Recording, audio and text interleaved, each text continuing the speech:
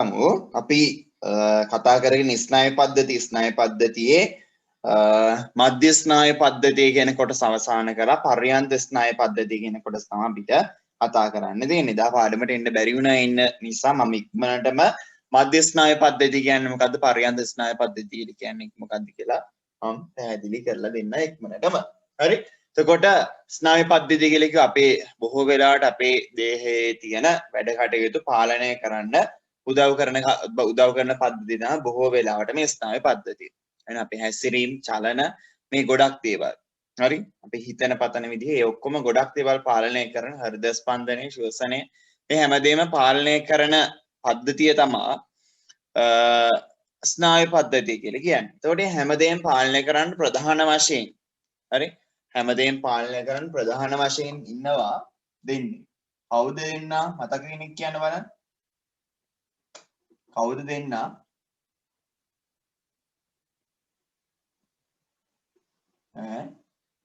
කවුද අපේ ඇඟේ සියලුම දේවල් පාලනය කරන්නේ? මොළයයි මස්තිෂ්කයයි. මොළයයි මස්තිෂ්කයයිද? මොළයයි මේ මොකද්ද? නම මතක වෙලා ඉන්නේ. මොළයයි සුෂුම්නාවයි. මොළය සහ සුෂුම්නාව කියන දෙන්න. හරි එතකොට මේ මොළය සහ සුෂුම්නාවේ කියන දැන් මෙහෙ පටන් අරගෙන දැන් මේ දෙන්න තමයි පාලනය කරන්නේ ඔක්කොම ටික. හරි ඒ කියන්නේ මොළයයි කොඳුනාරිටිය ඇතුලේ තියෙන සුෂුම්නාවයි කියන දෙක තමයි පාලනය කරන්නේ.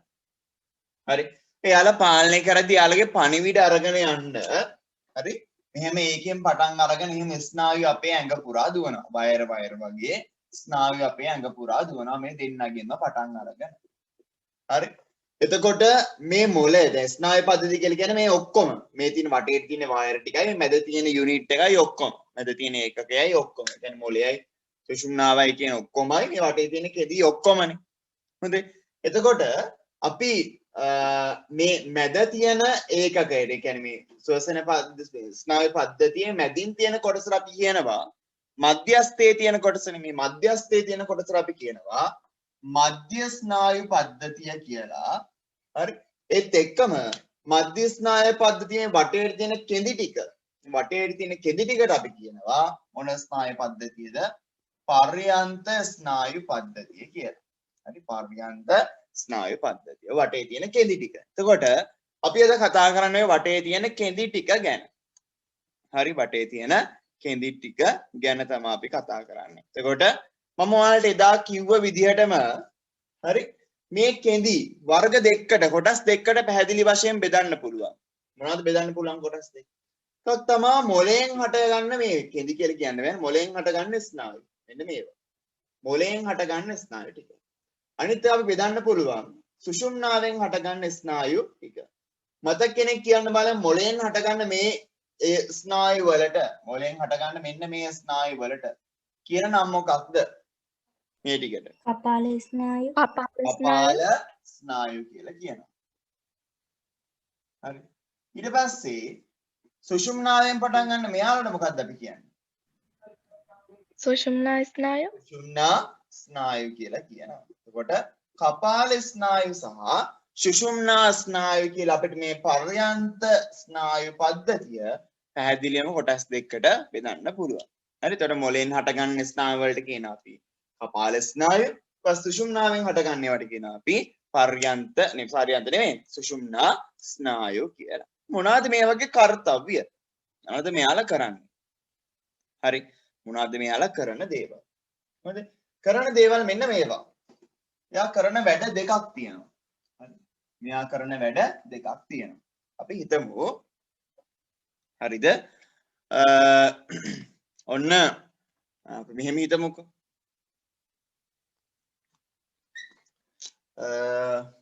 මිනිස්සෙක් ඉන්නවා.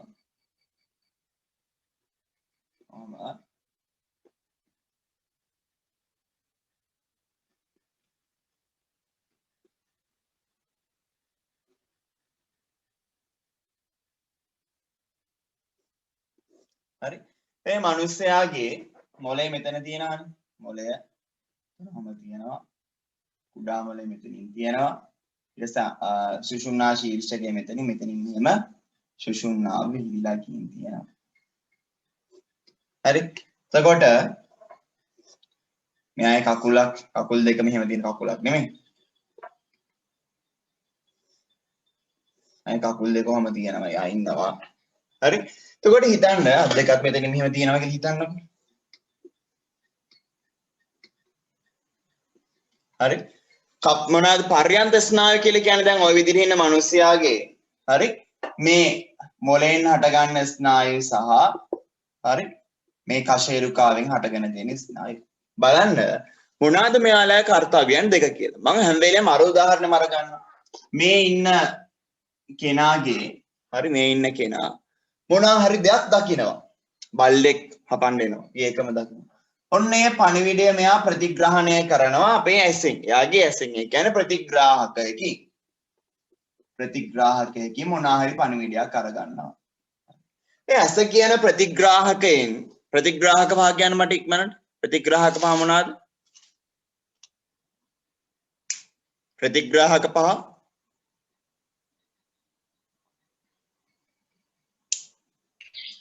ඇස කන නාසය දිව සම ඇස කන නාසය දිව සම කාරක දෙක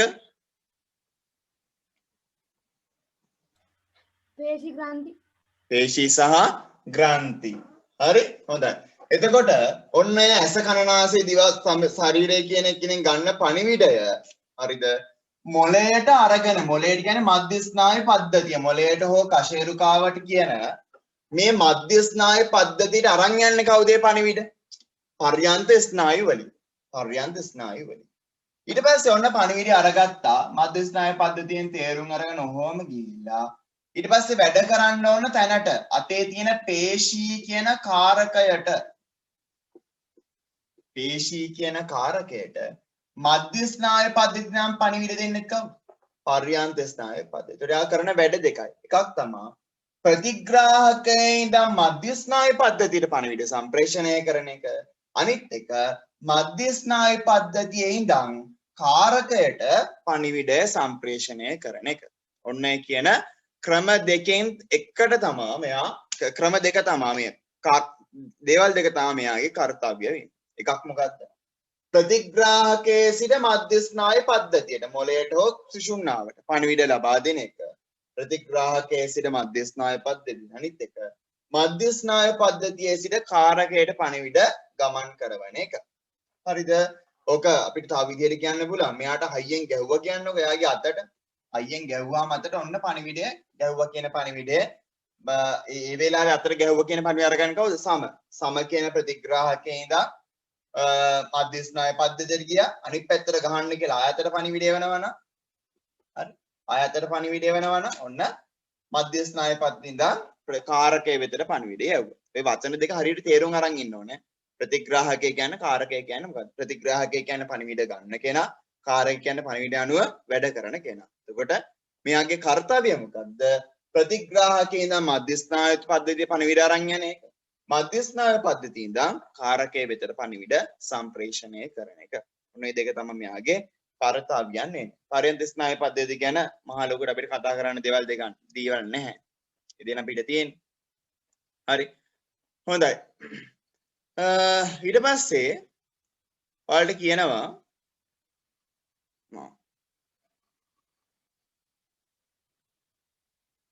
හරි. හොඳයි. ඔයාලට ක්‍රියාකාරකම කරමු.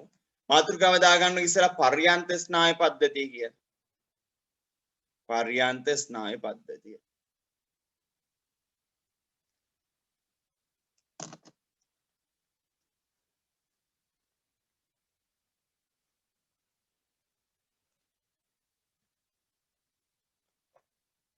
හරි. ලියන්න පළවෙනි තර ලකුණ දාලා පර්යන්ත ස්නායු පද්ධතිය කියලා ලියලා පළවෙනි තර ලකුණ දාලා ලියන්න.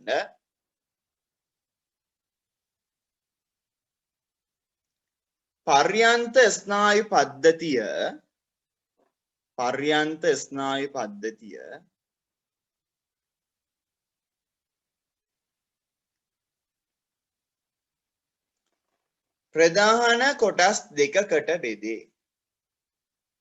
ප්‍රධාන කොටස් දෙකකට බෙදේ.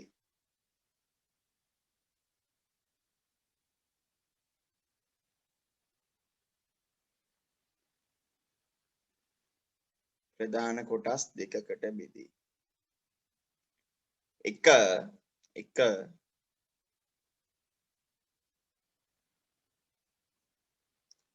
කපාල ස්නායු. කපාල ස්නායු. එක කපාල ස්නායු.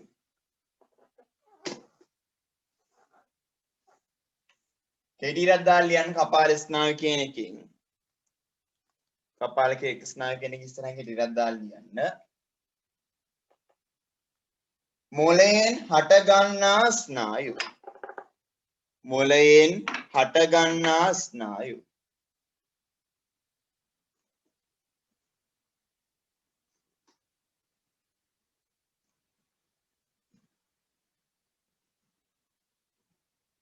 හරි මොළයෙන් හටගන්නා ස්නායු. දෙවෙනි එක ලියන්න.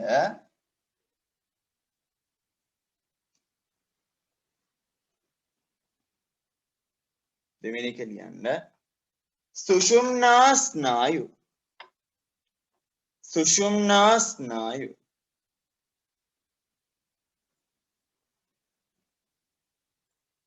දෙක සුෂුම්නා ස්නායු.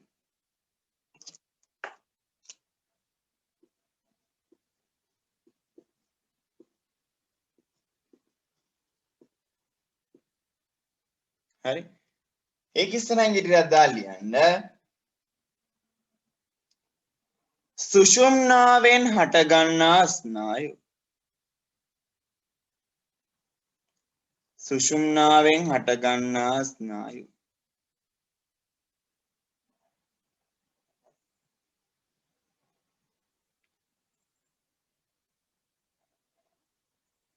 සුෂුම්නාවෙන් හටගන්නා ස්නායු.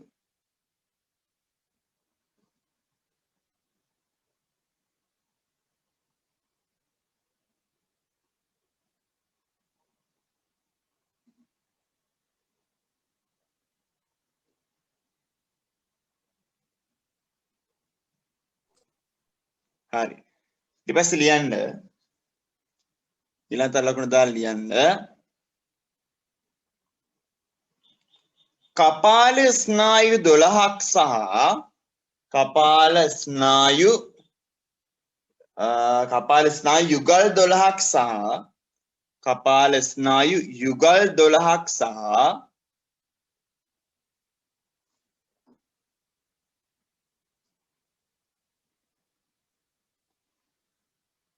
සුෂුම්නා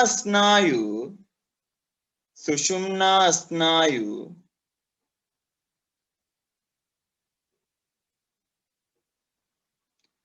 යුගල් 31ක් ඇත. යුගල් 31ක් ඇත. හරි සුෂුම්නා ස්නායු යුගල් 31ක් ඇත.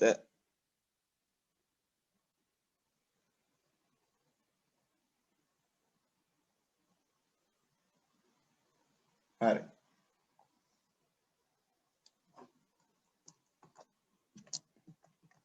ඊළඟ ලියන්න.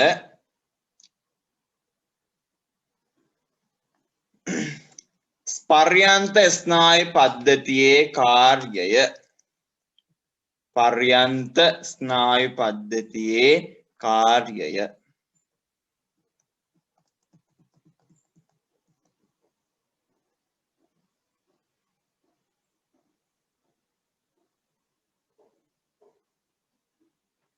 හරි පර්යන්ත ස්නායු පද්ධතියේ කාර්යය. යන්නේ එක මොකද පළවෙනි එක ප්‍රතිග්‍රාහක වල මධ්‍ය ස්නායු පද්ධතියට පණිවිඩ දෙන්න. ලියන්න පළවෙනි එක ප්‍රතිග්‍රාහකවල සිට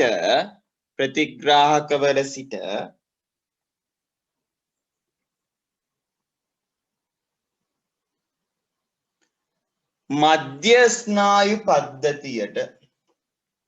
ප්‍රතිග්‍රාහකවල සිට මධ්‍ය ස්නායු පද්ධතියට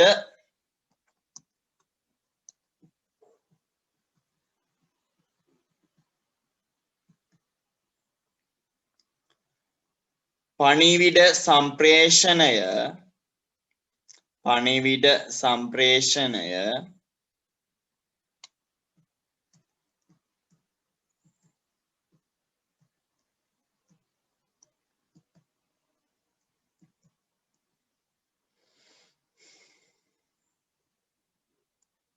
හරි සම්ප්‍රේෂණය දෙක ලියන්න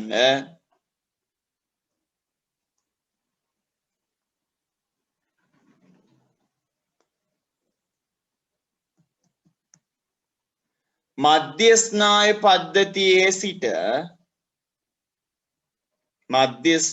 පද්ධතියේ සිට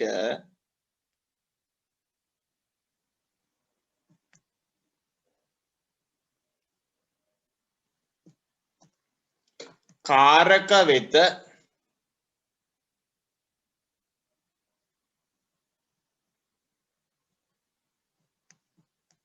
පණිවිඩ සම්ප්‍රේෂණය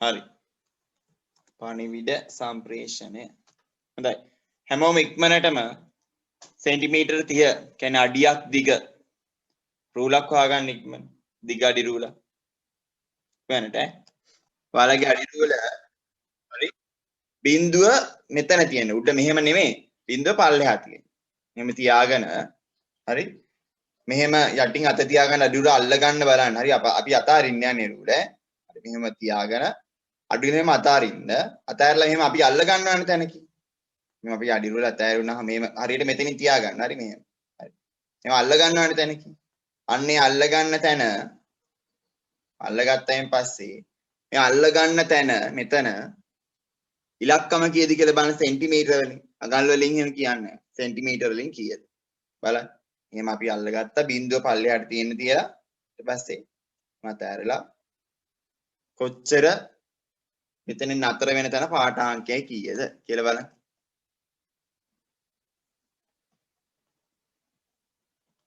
බලලා කියන්න මට එහෙම තිබ්බා ඇල්ලුවා හරි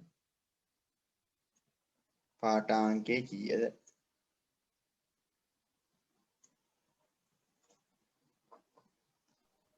සෙන්ටිමීටර 16යි.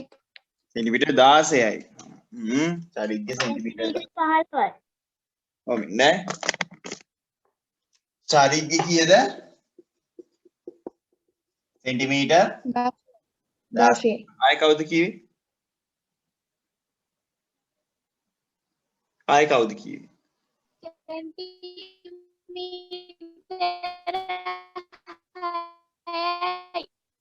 දස්වෙනි සෙන්ටිමීටර් 6යිලු ඊට පස්සේ උදේශිකා සෙන්ටිමීටර් 15යිලු සෙන්ටිමීටර් 15යි. සෙන්ටිමීටර් 18යි සෙන්ටිමීටර් 12යි. ඔමින්නේ සෙන්ටිමීටර් 15යි චමිත් සෙන්ටිමීටර් 12යි. 12යි තව කවුරු හරි කිව්වා ආයි කවුද කිව්වේ සෙන්ටිමීටර් 18යි. දහම් සෙන්ටිමීටර් 18යි ඊට පස්සේ කවීෂා මයුරපාද සෙන්ටිමීටර් 14යි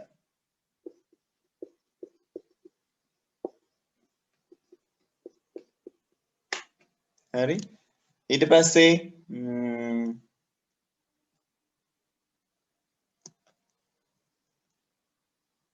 ලක්ෂිකා සෙන්ටිමීටර් 9යි හරි ඊට පස්සේ තව කවුද කවීෂා ආම්බුලගල එක්කෙනාටත් සෙන්ටිමීටර් 15යි උදේශිකා ලියවන්න කවීෂා මේ මයුරපාදේ කවීෂා ආම්බුලගල යා සෙන්ටිමීටර් 15යි හොඳේ සෙන්ටිමීටර් 9යි. මන්දිරා සෙන්ටිමීටර් 9යි නෙත්නිමදාර සෙන්ටිමීටර් කීයද කිව්වේ නෙත්නිමදාර සෙන්ටිමීටර් 15යි හරි දැන් ඇයි මේ අපි අල්ලන එක එක්කෙනාගේ අපි අල්ලන උස ප්‍රමාණය වෙනස් වෙන්නේ හරි අල්ලන උස ප්‍රමාණය ඇයි මේ වෙනස් වෙන්නේ දසුනේ කියයි මේ මෙච්චර අඩු වගේකින් අල්ලන්නේ ඊට පස්සේ 10ට කියවන සෙන්ටිමීටර් 18ක් ගිහින් තියෙනවා 10ට මන්දිරාට සෙන්ටිමීටර් 9යි ලක්ෂිකාට සෙන්ටිමීටර් 9යි ඇයි මේ එහෙම වෙන්නේ ඇයි මේ මෙහෙම වෙන්නේ බලන්න සිද්ධිය මොකද්ද කියලා ඔන්න අඩි රූල ගත්තා මම අඩි රූල ගත්තා එතනද තියාගත්තා තියාගන්න. හරි. අඩි රූල ඔන්න වැටෙනවා. රූල වැටෙනවා කියන පණිවිඩය දෙන. මේක දෙන්නෙක් කරත් තමයි වඩාත් සාර්ථක. අපිම කරනවට වඩා. හරි. ඒ කියන්නේ ඔයාට කිව්වොත් එහෙම ඔන්න ආගේ ළඟට දැන් අයියට හරි අක්කට හරි එන්න කියන. අයියට හරි අක්කට එන්න කියලා එයාට කියන අඩි රූල අතාරින්න.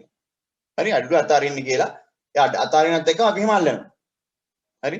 අඩි රූල අතාරිනත් එක්ක අපි දන්නේ නැහැ ඔහම අල්ලනවා. හරි. එතකොට බලන්න ඔන්න අඩි රූල වැටෙනවා. වැටෙනවා කියන පණිවිඩය අපේ ඔළුව ඇහැට යනවා. ඇහැට ගිහිල්ලා ඒ පණිවිඩය අතට ආපටවස් තමයි අපිට අඩි රූල අල්ලන්නේ. නේ?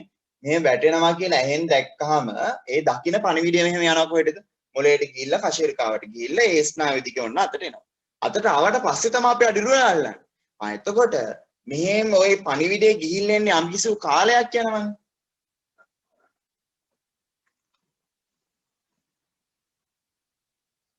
හරිද? මේ පණිවිඩය මෙහෙම ගිහිල්ලා එන්න මොකද වෙන්නේ? යම්කිසි කාලයක් යනවා. අන්න ඔය කාලය. ඇයි එහෙම කාලයක් යන්නේ? හරි. දැන් මගේ එක යන වේගය වැඩි වෙන්න පුළුවන්. සවක් කෙනෙක්ගේ එක යන වේගය අඩු වෙන්න පුළුවන්. අන්නේ වේගය අඩු වැඩි වීම නිසා තමයි මේ හරි ඔයාලා එක එක කුසවල වලින් අල්ලන්නේ. හරිද? කියන්නේ හිතන්න මේ පණිවිඩය ඉක්මනටම ගියා නම් මේ පණිවිඩය වඩාත් වේගෙන් ගියා නම් අපි ඉක්මනට මේක අල්ල ගන්නවා. ඉක්මනට මේක අල්ල ගන්නවා කියන්නේ අඩු උසක්. හරි. අපි මේ අපේ පණිවිඩය හිමීට නම් යන්නේ මෙයා ගොඩ දුරක් ගියාට පස්සේ තමයි මෙහෙම අල්ලගන්නේ රූල්. නේ? එතකොට යාගේ වැඩි දුරක්. වැඩි පාඨාංකයක් තියෙනවා. හරිද? අන්න එතකොට අපිට මේක දිහා බලලා කියන්න පුළුවන් හැම කෙනාගේම ආවේග ගමන් කරන වේගය මොකද වෙන්නේ? සමානයිද? නෑ. එක එක විදිය. හරි. කෙනෙක්ගේ වැඩි වේගයකින්, තවත් කෙනෙක්ගේ අඩු වේගයකින්, තවත් කෙනෙක්ගේ මධ්‍යස්ථ වේගයකින් නේ? ඔන්න ඔය විදිහට වේගය අඩු වැඩි වෙනවා. හරි. එක එක පුද්ගලගේ මේ ක්‍රියාකාරක මේක හොඳට කරන්න පුළුවන්. තවත් ඕක ලස්සනම ඔයාලට බලන්න පුළුවන්. ඔයාලා මේක කරන්න හිතුවා. දැන් මෙහෙම අඩිර අතාරිනවා කියන මම දන්නවනේ. දැන් මම අතාරිනවා කියලා අඩු මම දන්නවා. ඒ හින්දා මම අල්ලනවා මේකට අන්තා. එහෙම කියන්නේ නැතුව කාටද එන්න කියනවා ළඟට. ඔයා අල්ලන්න අඩි. ඔයා අතාරින්න අඩිරුල කියලා එයාට අතාරින්න කියනවා මං හිතන්නේ නැති වෙලාව. මං හිතන්නේ නැති වෙලාවක අතාරව ගම මට කොච්චර වේගකින් මේක අල්ලන්න පුළුවන්ද? ඒකට හිතන්න පුළුවන් අපේ ස්නායු වැඩ කරන වේග කොච්චරද කියලා. ඉතින් මේවායේ ක්‍රියාකාරකම් හොඳයි අපේ ස්නායු දියුණු කරගන්න. ස්නායු වල ක්‍රියාකාරීත්වය දියුණු කරගන්න. හරිද? කළා බලන්න ඕන.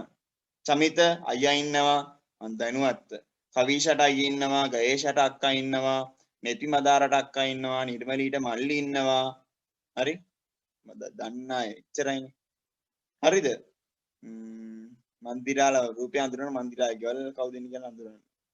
හරි? අන්න එහෙම ඉන්න අය හරි එහෙම ඉන්න අය බලන්න ඕන. හරි. බලලා මෙහෙම කරන්න. මගේ වේගය කොච්චරද? ඔයාගේ වේගයද වැඩි? අක්කගේ වේගයද වැඩි බලන්න. අයියාගේ වේගයද වැඩි ස්ථානෙ ගමන් කරන. හරි? අපිට පුළුවන් ඒතකොට තේරුම් ගන්න. එක එක පුද්ගලයාගේ ආවේග සම්ප්‍රේෂණය වෙන වේගය වෙනස්. හරි? එක් එක් පුද්ගලයාගේ ආවේග සම්ප්‍රේෂණය වෙන වේගය පුද්ගලයාගෙන් පුද්ගලයාට වෙනස් වෙනවා කියන කාරණාව තේරුම් ගන්න පුළුවන්. හරිද? තේරුණා නේද හැමෝටම? ඔව් සර්. ඔව්. හරි. යන්න. ඔව් සර්. ඔව්. යන්න තර ලකුණක් දාලා.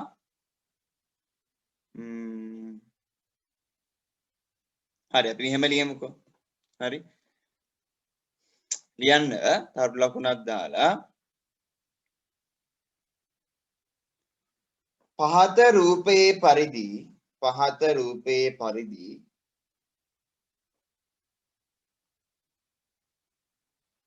පහත රූපයේ පරිදි එක්වරම අත්හරින ලද රූලක් එමන් නැත්නම් එක්වරම අත්හරින ලද කෝදුවක්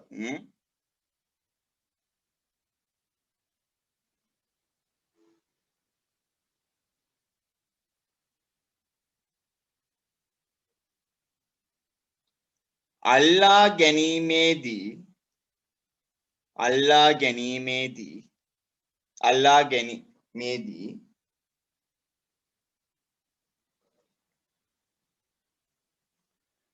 එම අල්ලා ගන්නා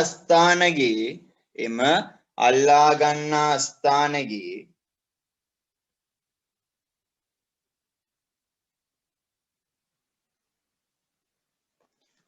පාඨාංකය කියවන්න.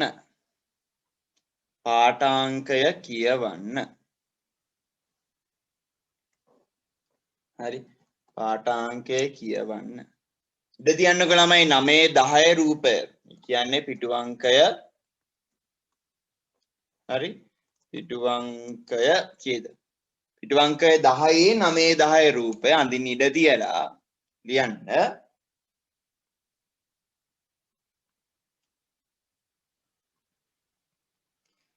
මේ අවස්ථාවේදී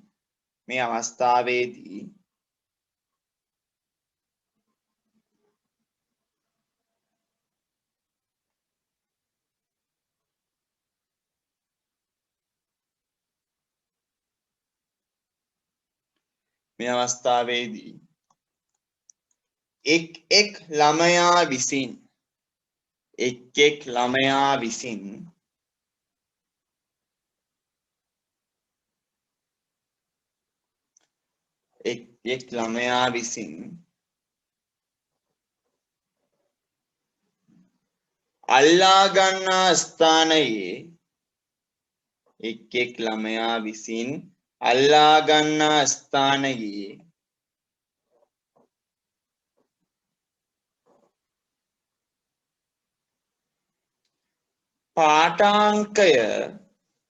පාඨාංකය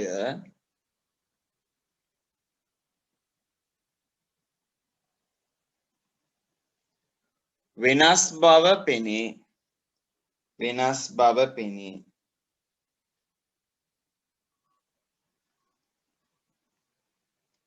වෙනම ලියන්න.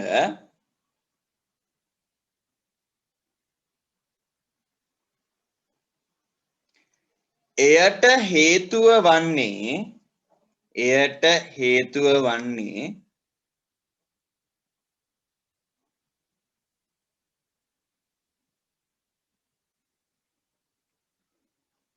කෝදුව අතහරිනවා යන පණිවිඩය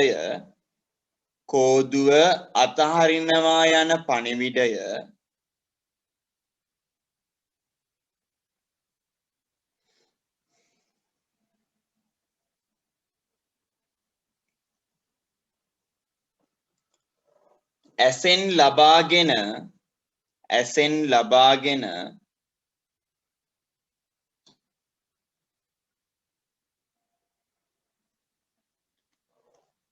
මොළයට ගමන් කිරීමෙන් පසුව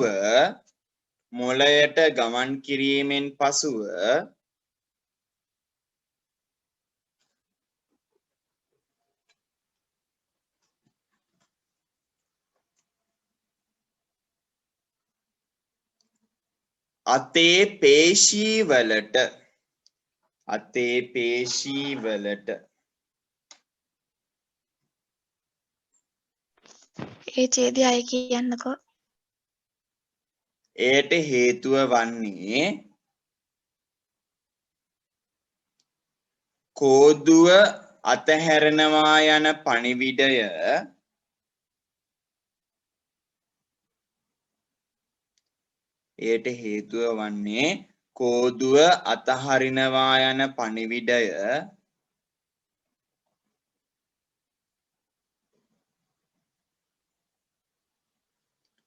ඇසෙන්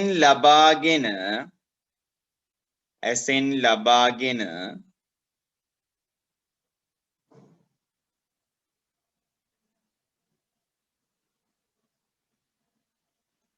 මොළයට ගමන් කර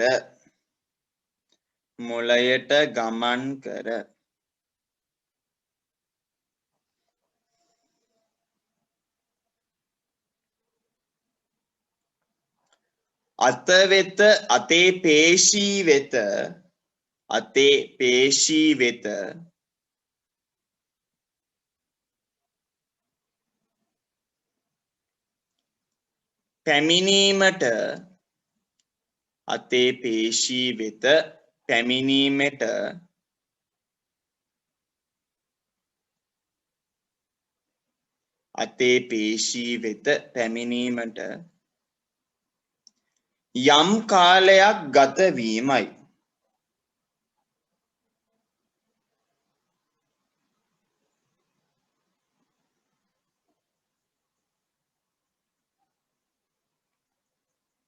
හරි යම් කාලයක් ගත වීමයි. ඒකටම ලියන්න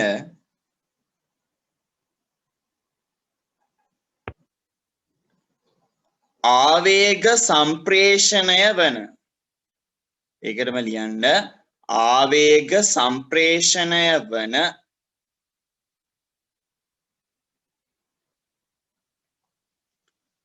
වේගය වැඩි අයගේ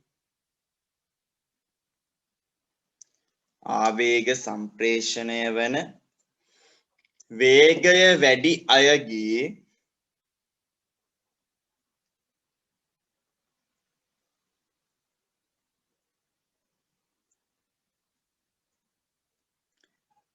එම කාලය අඩු අතර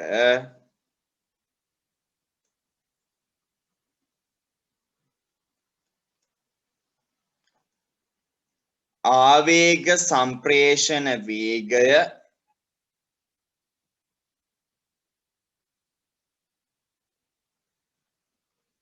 ආවේග සම්ප්‍රේෂණ වේගය අඩු අයගේ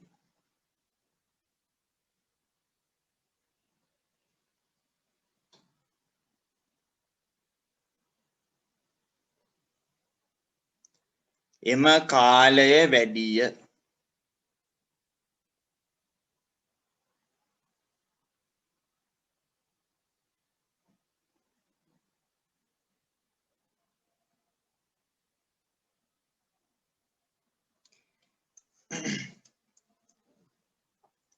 ඊළඟ ලියන්න මේ අණුව ඒකටමද ඔව් ඒකටම ලියන්න මේ අණුව පිටින් ඉවර වෙන්නේ ඉවරුනොත් අප වෙන්න ඕන මේ අණුව පුද්ගලයාගෙන් ලියන්න මේ අණුව පුද්ගලයාගෙන් පුද්ගලයාට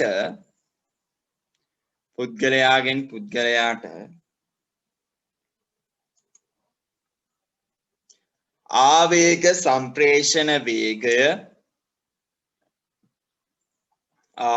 සම්ප්‍රේෂණ වේගය චරිත ලියන්න මේ අණුව පුද්ගලයාගෙන් පුද්ගලයාට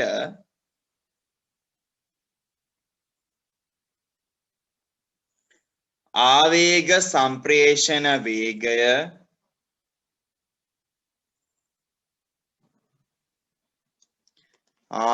සම්ප්‍රේෂණ වේගය වෙනස් වේ.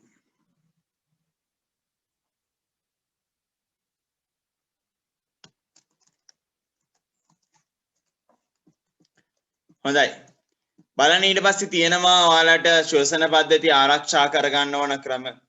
ඒක තමයි කුඩා අවදියේ ඉඳන් සම්බල පෝෂණයක් ගන්න ඕන. සාමාන්‍ය දේවල්. හරි. කුඩා දරුවන් අනතුරු වලින් ආරක්ෂා. ඒ කියන්නේ පුංචි ළමයි පොඩි අය අනතුරු වලින් ආරක්ෂා කරන්න. මොකද එයාලගේ හැමදේම සියුම්නේ. කොට එයාලට පොඩි අනතුරක් වුණ ගමන් ලොකු ඩැමේජ් එකක් වෙන්න පුළුවන්. හරි. එතන එහෙම වැදුනොත් එහෙම හොඳ නැහැ. පුංචි ළමයි තේරෙන්නේ නැහැ නේ. එයාලා ඔහේ නැගිටිනවා ඔහේ ඉඳ ගන්නවා. හරි. කොට එයාලව ආරක්ෂා කරන්න ඕන. හරි.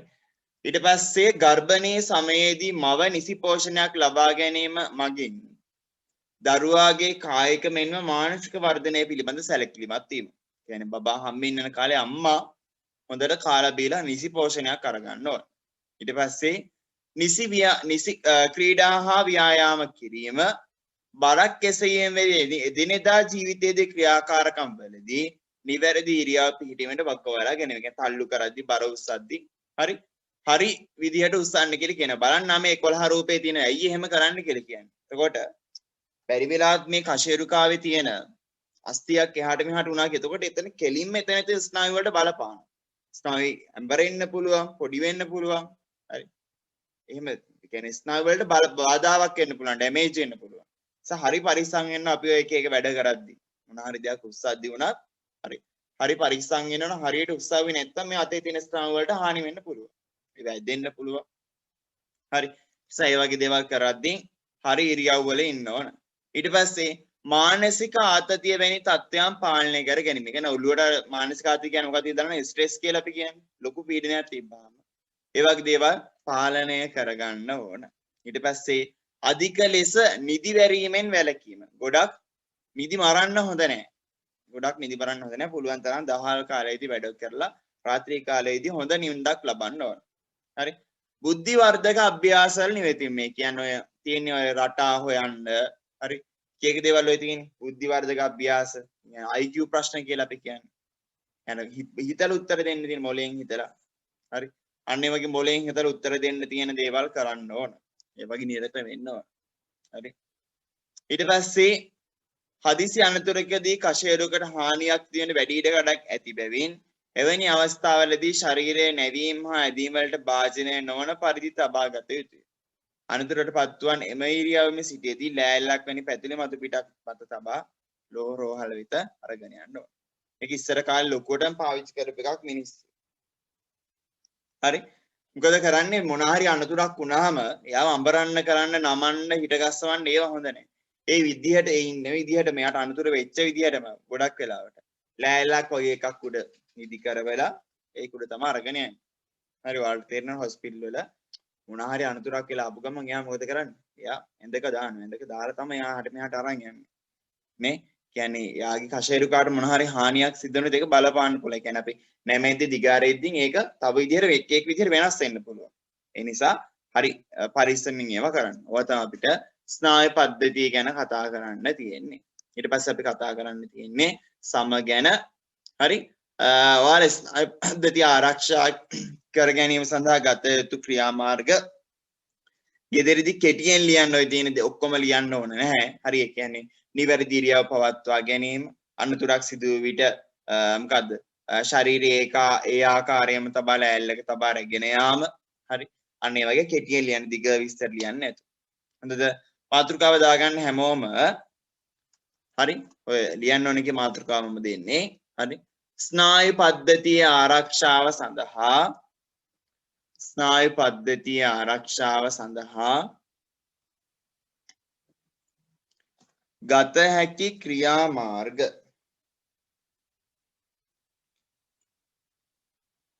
ස්නායු පද්ධතියේ ආරක්ෂාව සඳහා ගත හැකි ක්‍රියාමාර්ග.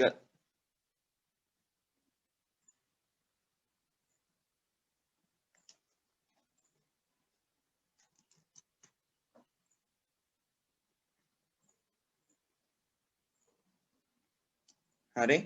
ගත හැකි ගෙදෙන ඉඳන් ලියන්නේ ටික. ඒ ටික ලියන්න ඉඩ තියන්න ඔයාලා. හරි. ඉඩ තියලා අපි ඊට පස්සේ කතා කරමු සම ගැන. හරි. සම ගැන. එතකොට ස්නායු පද්ධතිය ඉවරයිනේ. සම ගොඩක් වෙලාවට හරි සම කියලා කියන්නේ හරිද? සම හරි අපේ ඇඟේ තියෙන ලොකුම ඉන්ද්‍රිය. ඇත්තනේ. මෙතනක් තියෙන හැම තැනම තියෙන ඉන්ද්‍රිය තමයි සම. ලොකුම ඉන්ද්‍රිය අපේ ඇඟේ තියෙන සම. හරි. ඒකට සමේ සාමාන්‍ය වැඩුණු මිනිස්සුගේ සම විතරක් අරගත්තාම කිලෝග්‍රෑම් 4.5ක් විතර තියෙනවා කියලා කියනවා. ඝනක මිලිමීටර 1 2ක් විතර වෙනවා කියලා කියනවා. ඊට පස්සේ බලන්න සමේ ප්‍රධාන කොටස් දෙකක් තියෙනවා කියලා කියනවා. ප්‍රධාන කොටස් දෙකක්. හරි. ඇත්තරම තුනක් තියෙන ඔයාලට පැහැදිලි කරලා තියෙන දෙකයි කියලා. පස්සේ තුන්වෙනි එක ගැන කියනවා ඔයාලට. ඊට දීලා තියෙන දෙකයි. ඒ නිසා දෙකයි කියලා තමයි ඉගෙන ගන්න වෙන්නේ. හරි. සමේ ප්‍රධාන කොටස් දෙකයි. අද ප්‍රධාන කොටස් දෙක අපිචර්මය සහ චර්මය. මොකද්ද මේ අපිචර්මය කියලා කියන්නේ? අපිචර්මය කියලා කියන්නේ අපේ මේ අත සම ගත්තාම පිටතින්ම තියෙන ස්තරය. කියන්නේ එන්න මේ කොටස තමයි ළමයි අපිචර්මය කියලා කියන්නේ.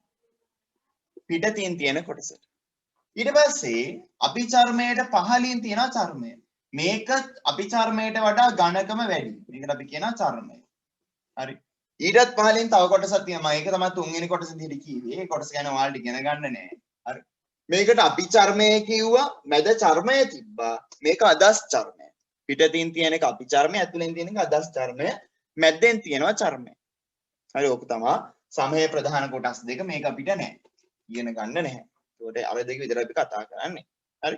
පිටින් තියෙනහම අපි චර්මය, ඊට පස්සේ ඊට පහළින් තියෙන ස්තරයට අපි කියනවා චර්මය කියලා. හොඳයි. දැන් අපි චර්මයේ කොටස් හඳුනා ගන්නවා. අපි චර්මයේ ඇතුලේ තියෙන දේවල් මොනවද? හරි. ඒවයි කොටස් කර්තව්‍යයන් හඳුනා ගන්නවා. හරි. මම ඒකට පෙළපොතම ෂෙයා කරලා මම පෙන්නන්න. මොනවාද කොටස් කියලා. හැමෝටම පේනව නේද පෙළපොත? ඔව් සර්.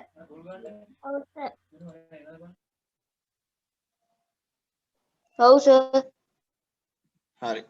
එතකොට මම අර කියපු විදිහට මේක ස්තර දෙකකට බෙදෙනවානේ. කොටස් දෙකකට බෙදෙනවා. මොකද්ද බෙදෙන කොටස් දෙක? පළවෙනි එක මෙන්න මේ ඉහළින් තියෙන ස්තරය. මේ ඉහළින් තියෙන ස්තරය. හරි. ඒ කියන්නේ මේ උඩින් තියෙන කොටස. ඒකට අපි කියනවා අපි චර්මයේ කියලා මේ උඩින් තියෙන කොටස. හරි. මේකට අපි කියනවා මොකද්ද? අපි චර්මය කියලා. ඉතින් පහළ තියෙන කොටස තමයි චර්මය. ඉතින් පල්ලෙහාටත් අදස් චර්මය තියෙනවා. ඒතකොට චර්මය මේක මෙතනින් පල්ලෙහාට අදස් චර්මය. හරි. අපි චර්මයේ මහලුකු දේවල් ගොඩක් නැහැ. ඔන්න කවුද දෙමියා දහම් මොළන කැමරා. හරි. අපි චර්මයේ මහලුකු දේවල් නෙවෙයි සීමාවේ තියෙනවා. හරි. මේ සීමාවේ තියෙනවා ඇලවිලා රෝම උද්ගාමක පේශි. මොනවද මේ කියන්නේ කියලා මම කියන්නම්. හරි. රෝම උද්ගාමක පේශි කියන්නේ මොනවද කියලා. හරිද? ඊට පස්සේ තියෙනවා මෙතන තියෙන මේ ග්‍රන්ථියක් ස්නේහස්රාවී ග්‍රන්ථි. මෙතන තියෙන ස්නායු අන්තය. ඒ කියන්නේ අපේ ඇඟෙන් අර මං කියන්නේ දැන් සමට මොන හරි පණිවිඩයක් ආපුවාම ඒ පණිවිඩ ස්නායු පද්ධතිය දිගේ යන්න එපයි. ඒ තියෙන ස්නායු තමයි මේවා. ස්නායු අන්ත කියලා කියන්නේ අන්ත කියන්නේ කෙලවර වෙන තැනනේ. ස්නායු කෙලවර වෙන තැන මේවා. ස්නායු අන්ත. හරි. ඊට පස්සේ තියෙනවා තව මොනවාද? ශ්වේද ග්‍රන්ථි තියෙනවා මෙතන. ශ්වේද ග්‍රන්ථි කියන්නේ මොනවද කියලා කියන්න. ඊට අමතරව රුධිර කේශ නාලිකා. සමට රුධිරය සපයන රුධිර කේශ නාලිකා. ඊට අමතරව රෝම දණ්ඩ තියෙනවා. කියන්නේ අපේ රෝම අපේ ශරීරයේ තියෙන. හරිද? එතකොට මොනවාද මේ ස්වේද ග්‍රන්ථි? හරි. ස්වේද ග්‍රන්ථි. දන්න කෙනෙක් ඉන්නවා ස්වේද ග්‍රන්ථි කියන්නේ මොනවද කියලා? ස්වේද ග්‍රන්ථි කියන්නේ බලන්න මේ ස්වේද ග්‍රන්ථිය මෙතන මෙහෙම ආවට හරි මේ මෙහෙම ගුලි කැලේ හැම තිබුණාට හරි මෙන්න මෙතනින් එළියට සමෙන් එළියට විවෘත වෙන. ඒ කියන්නේ මෙයා සමෙන් එළියට මොනවා හරි අරන් යන කෙනෙක් මේ ස්වේද ග්‍රන්ථිය කියලා කියන්නේ. මතක් කරන්නකෝ සමෙන් එළියට මොනවද අරන් යන්නේ අපි? සමෙන් එළියට දෙන්නේ මොනවද? මොනවද එළියට යන්නේ සමෙන්? දහදිය very good. හරි එතකොට ශ්වේද ග්‍රන්ථිය කියලා කියන්නේ ළමයි මේ දහදිය නිකුත් කරන ග්‍රන්ථිය තමයි ශ්වේද ග්‍රන්ථිය. ස්නායුවන්ත දන්නවනේ. ස්නායු පද්ධතියෙන් එන කෙඳිවල අවසානය. සමෙන් අතර වෙන අවසානය. හරි. සිරෝම දන්න අඳුරනවා. හරි. ඊට පස්සේ මොනවාද මේ ස්නේහ ශ්‍රාවී ග්‍රන්ථි කියලා කියන්නේ? ස්නේහ ශ්‍රාවී ග්‍රන්ථි කියලා කියන්නේ හරි අපේ මේ රෝම කූප තියෙන ස්ථාන වලින් හරි ශුද්‍ර ජීවීන් ඇතුල් වෙන්න උත්සාහ කරද්දී හරි ශුද්‍ර ජීවීන් ඇතුල් වෙන්න උත්සාහ කරද්දී අන්නේ ශුද්‍ර ජීවීන් ව්‍යාධි ජනකයෙන් විනාශ කරන්න ශ්‍රාවයක් නිකුත් කරනා මේ ස්නේහ ශ්‍රාවී ග්‍රන්ථ වලින් අපි ලෙඩ හදන කට්ටිය ආපුවාම ලෙඩ හදන ශුද්‍ර ජීවීන් ආපුවාම එයාලා විනාශ කරන්න ශ්‍රාවයක් මෙතනින් නිකුත් කරනවා මේ ස්නේහ ශ්‍රාවී ග්‍රන්ථ. හරි රුධිර කේශනාලිකා සරල දෙයක් අඳුර ගන්න පුළුවන්. ඊට පස්සේ රෝම ස්වීනිකාව කියලා කියන්නේ මේ රෝමය හට ගන්නා තැන. හරි රෝමයක් හට ගන්නා තැන රෝම ස්වීනිකාව. ඊට පස්සේ රෝම උද්ගාමක පේශි. මොනවාද මේ රෝම උද්ගාමක පේශි? හරි අපි දන්නවා අපි කියන්නේ අර හිරිගඩු පිපෙනවා කියලා. රෝම උද්ගමනය වෙනවා කියන්නේ රෝම උද්ගමනය හිරිගඩු පිපෙනවා. හිරුගඩු පිපෙන්න මේ රෝමය මොකද වෙන්න ඕන?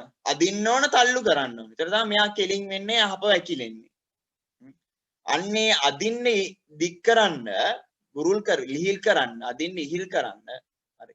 තියෙන පේශි තමයි මේ රෝම උද්ගාමක පේශි කියලා කියන්නේ. හරි රෝම උද්ගාමක පේශි. ඒකට මේ බලන්නකෝ යා නූල් මේ බැඳිලා තියෙන නමට මෙයා අදින්න දිගාරින්න පුළුවන්. අදින් දිගාරනකොට මෙයා ඇදෙනවා දිගාරෙනවා වෙනවා. එතකොට රෝම උද්ගමනය වෙනවා. හරි එතකොට මේක තමයි සම සහ සමය ඇතුලේ තියෙන ව්‍යුහය මොකක්ද කියන කතන්දරය. හරි මේකේ මොකක් හරි දෙයක් තේරුම් නැති කෙනෙක් ඉන්නවද? සර් මට මේ මොකක්ද කියලා නම් තේරුන්නේ නැහැ. ඉන්නවනේ කියන්න මට ඉක්මනට. මේක තේරුන්නේ නැහැ කියන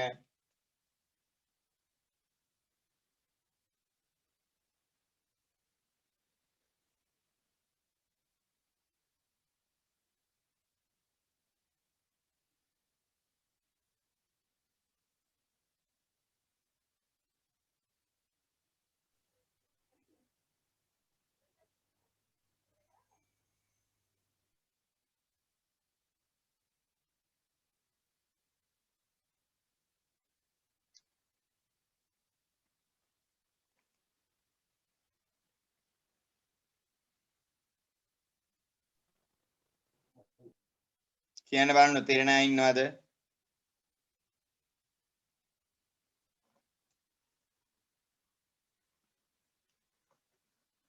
හරි බලන්න මම ආයෙත් කියනවා ශ්වේත ග්‍රන්ථි කියලා කියන්නේ 10 දිනකුත් කරන ග්‍රන්ථි. ස්නායුවන්ත කියලා කියන්නේ ස්නායු පද්ධතියේ කෙඳි වල අවසානයේ ඇවිල්ලා තියෙන හැමට ඇවිල්ලා තියෙන. ඊට පස්සේ රෝම කියලා කියන්නේ රෝම දණ්ඩ කියලා කියන්නේ අපේ රෝමය. ඊට පස්සේ ඒක හට ගන්න තැන රෝම ස්වීනිකාව. ඊට පස්සේ එතනින් ශුද්‍ර ජීවීන් ආපුවම යාලා විනාශ කරන්න අපිට ඉන්නවා ස්නේහ ශ්‍රාවී ග්‍රන්ථි. යම් ශ්‍රාවයක් නිකුත් කළ විනාශ කරනවා. සේ සරලකොත් මයිල් කෙලින් කරන රෝම උද්ගමනේ හිරිගඩු පිපෙන. අන්න ඒවා පාලනය කරන්න ඉන්න රෝම උද්ගාමක පේශි. සමට රුධිරය සපයන්න ඉන්නවා කවුද? රුධිර කේශනාලිකා. මේක තමයි එතකොට සමේ ව්‍යුහය වෙන්නේ. සමේ ව්‍යුහය කොහොම වෙද්දි ඉතින් එහාට හරි. ඉතින් එහාට හරි. තියෙන අපි චර්මයේ විස්තර ටික බලන්න මොනවද තියෙන්නේ කියලා. අපි චර්මය. සමේහි බාහිරෙන් ඇති කොටස අපි චර්මය. දන්නව මේක? මෙය සෛල ස්තර කිහිපයකින් යුක්තයි. දැන් හරි අපිට සම මෙහෙම පෙනුනට මෙයා බලන්න සෛල ස්තර කිහිපයක් තියෙනවා. මෙතන මේ පිටතින් මෙහෙම සෛල ස්තරයක් තියෙනවා. තා මෙතනින් තව සෛල ස්තරයක් තියෙනවා. ඊට ඇතුලෙන් තවත් සෛල ස්තරයක් තියෙනවා. හරි. ඔන්නෝම සෛල ස්තර කිහිපයක් තියෙනවා. හරිද? ඊට පස්සේ කියනවා පිටතින් ඇති ස්තර සෛල ස්තර අජීවී වන අතර ඇතුළතින් තියෙන සෛල ස්තර සජීවී වේ. බලන්න පිටත තිබෙන අජීවී සෛල දිනපතා ඉවත් වී යන අතර ඒ වෙනුවට නව සෛල හට ගන්නා බවින් සමේ අභිචර්මයේ නිරන්තරයෙන් අලුත් වෙමින් පවතී. අභිචර්මයේ පහළ ස්තරයේ සෛලවල මෙලනින් නැමැති වර්ණකයේ නිපදව එමගින් අහිතකර පාරජම්බුල කිරණේ සමාරක්ෂා කරයි. බලන්න මොනවද කියන්නේ කියලා. හරි.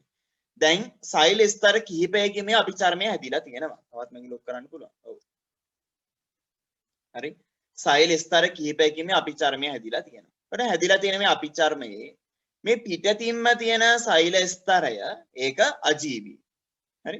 ඒ ඇතුළතින් ඉන්න කට්ටිය සජීවී. ඒ කියන්නේ යාළට පණ තියෙනවා. මෙයාලට පණ නැහැ. මැරිච්ච අය. හරි. ඒකට මෙයාලා මොකද වෙන්නේ? මේ අජීවී සෛල හරි නිරතරයෙන් සමෙන් ඉවත් අපි කුණු කියලා කියන්නේ. සමෙන් ඉවත් වෙනවා. ගැලවිලා සමෙන් ඉවත් වෙනවා නිරතරයෙන්. හරිද? ඊට පස්සේ මෙයාලා අජීවී කට්ටිය සජීවී කට්ටිය කියලා ඇතුලෙන් ඉන්න අය. එතකොට මෙයාලා මොකද කරන්නේ? සෛල නිපදවලා අපි චර්මයට ලබා දෙනවා. ඒකට අපි චර්මයේ නිරන්තරයෙන්ම අලුත් වෙමින් පවතින කෙනෙක්. හරි. ඊපස්සේ කියනවා මේක ඇතුලේ තියෙනවා මෙලනින් කියන වර්ණකය. හොඳයි. මෙලනින් කියන වර්ණකේ වඩාත් වැදගත් දෙයක් ඔය මෙලනින් කියන වර්ණකය. අපි කළුයි. සාමාන්‍යයෙන් ආසියාතික රටවල් වල මිනිස්සු දකුණු ආසියාතික රටවල් වල මිනිස්සු බොහෝ වෙලාවට එයාලගේ මොකද වෙන්නේ සම තලෙලුයි දුඹුරු පාටයි එහෙම නැත්නම් කළු පාටයි. ඇයි මේ කළු පාට දුඹුරු පාට වෙන්නේ? මොකද්ද හේතුව? එයාලගේ හැමේ තියෙන මෙලනින් කියන වර්ණකය නිසා. අපේ හැමේ තියෙන මෙලනින් කියන වර්ණකය නිසා තමයි අපි කළු පාට දුඹුරු පාට එහෙම නැත්නම් තලෙලු වෙන්නේ. හරි? කළු දුඹුරු හෝ තලෙලු වෙන්නේ මෙලනින් කියන වර්ණකය තියෙන නිසා. ඒකට ඕකේ තියෙන ප්‍රයෝජනය අපිට මෙලනින් වල හරි මෙලින් වල අපිට තියෙන ප්‍රයෝජනය අපි දන්නවා හිරුගෙන් එනවා ඉරගෙන් එනවා අපිට අහිතකර කිරණ වගයක්. මොනවාද ඒ අහිතකර කිරණ? අහිතකර කිරණ වගයක් කියන මොනවාද? මොනවද ඒවට කියන්නේ? කියන අපි පාරජම්බුල කිරණ කියලා. හරිද? මේ පාරජම්බුල කිරණ ආවොත් එහෙම අපේ ඇඟට අපේ හැමට චර්ම රෝග පිළිකා වගේ දේවල් හැමේ හදනවා. එතකොට හොඳම දේ කියන්නේ අපේ ඇඟේ මේ තියෙන මෙලනින් වලින් අර අපි කළු පාට කරන්න තියෙන ඇඟේ තියෙන වර්ණකයෙන් ඒ පාරජම්බුල කිරණ ඇඟට ඇතුළු වීම වළක්වනවා. යාලා පළවා හරිනවා. හරි. එතකොට අපි කළු වෙච්ච එකේ අපිට තියෙන හොඳ ඕක. අපි කළු වුණා අපේ තියෙන මෙලනින් වැඩි. මෙලනින් වැඩි කියලා කියන්නේ එතකොට අපිට පාරජම්බුල කිරණ එන අහිතක විපාක වැඩි. දැන් සුද්ධ මතක් කරන්න සුදු මිනිස්සු එයාලගේ මෙලනින් අඩුයිනේ. මෙලනින් අඩු නිසා තමයි එයාලගේ හැම හොඳයිද? නෑ හැමතැනම කැලල් වගේ රතු පාට ඩොට් ඩොට් තියනවා නේද? හැමතැනම කැලයි. ඇයි? එයාලට පාරජම්බුල කිරණ වළක්වන්න තියෙන ප්‍රමාණය මෙලින් ප්‍රමාණය අඩුයි. හරි. ඔන්න ඔය විදිහට අපිට යම් කිසි සිද්ධියක් ඔය මෙලනින් ගැන කතා කරන්න පුළුවන්. හරි.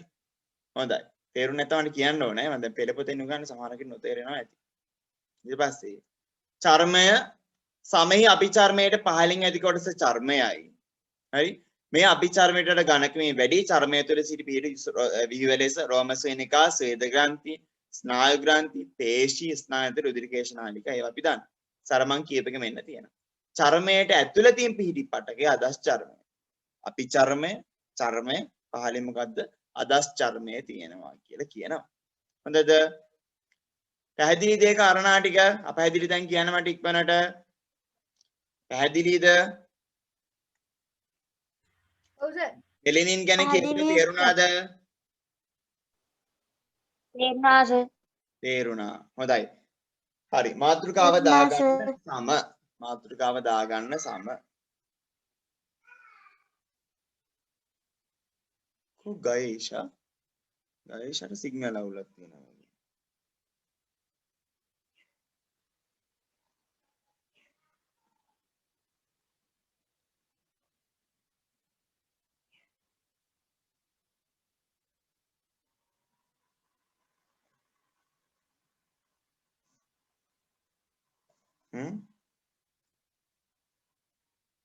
හරි.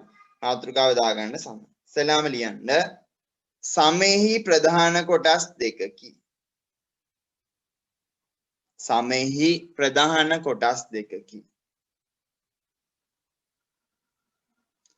සමෙහි ප්‍රධාන කොටස් දෙකකි.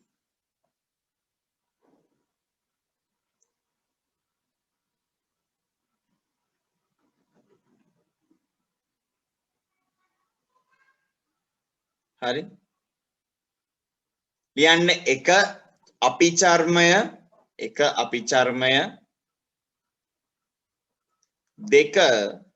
දෙක අදස් චර්මය එක අභිචර්මය දෙක අදස් චර්මය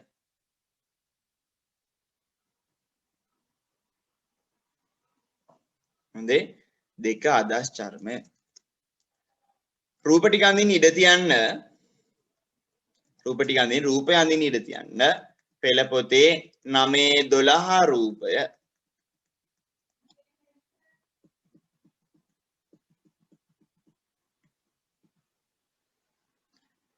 ඊට පස්සේ අනුමාත්‍රිකාව දාගන්න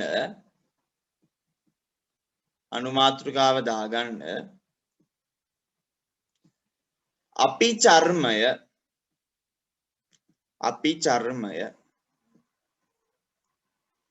අපි වැදගත් කරුණු කීපයක් ලියුවේ නෑනේ කමන්නේ මතක් කරන්න මට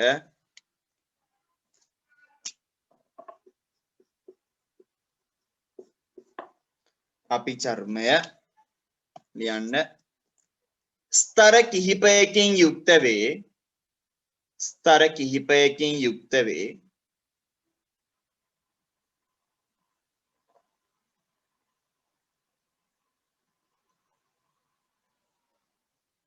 පිටතින් ස්තර කිහිපයෙන් යුක්ත වේ මට කියන්න කවුද අජීවි පිටතින් ඉන්නේ නැද්ද ඇතුලෙන් ඉන්නේ නැද්ද අජීවි පිටතින් තියෙන ස්තරද අජීවි ඇතුලතින් තියෙන ස්තරද අජීවි පිටතින් හරි ලියන්න පිටතින් පවතින ස්තරය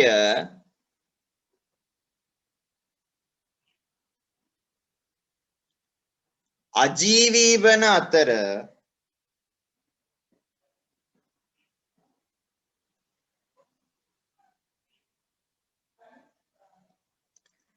ඇතුළතින්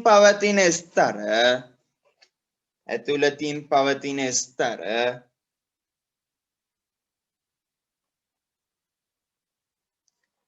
සජීවී වේ. ඇතුළතින් පවතින ස්තර සජීවී වේ.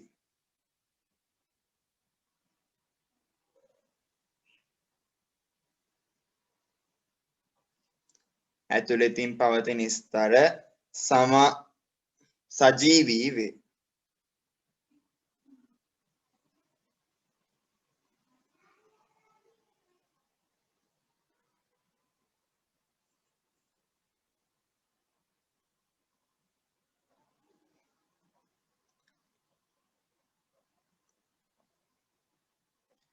හරි සජීවී වේ.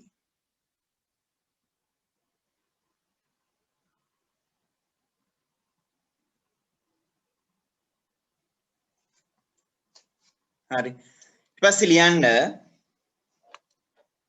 පිටතින් නැති ස්තරයේ වෙනමද ලියන්නේ? ඔව් වෙනම ලියන්න පිටතින් නැති ස්තරයේ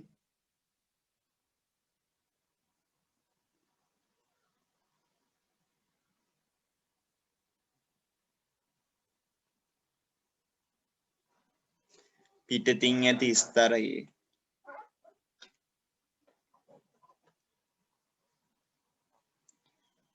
සෛල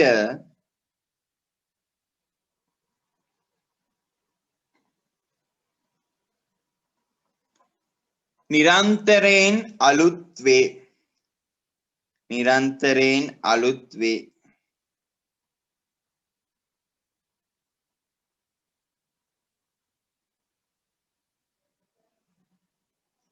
නිරන්තරයෙන් අලුත් වේ.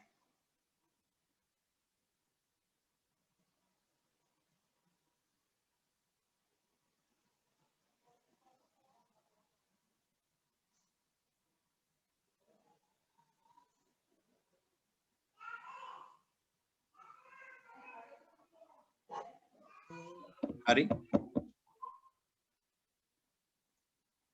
අලුත් වේ.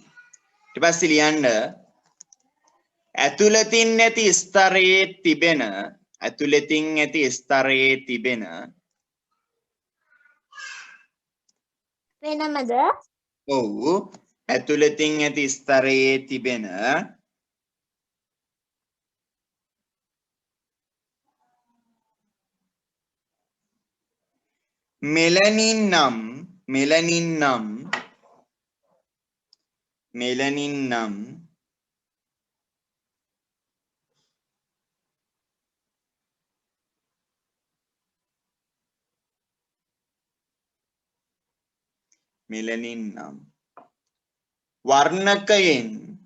මෙලනින් නම් වර්ණකයෙන්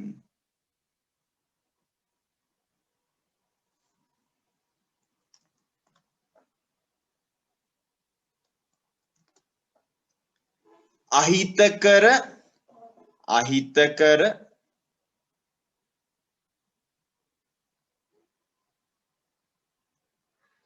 පාරජම්බුල කිරණ වලින්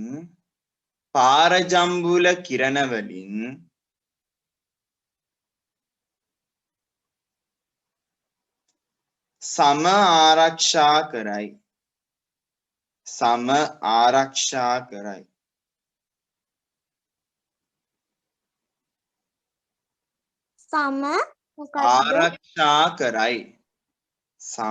ආරක්ෂා කරයි.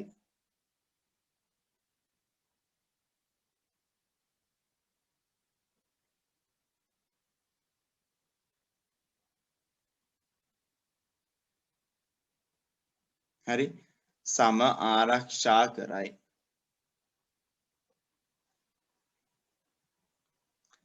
ඊළඟ මාතෘකාව දාන්න. ඊළඟ මාතෘකාව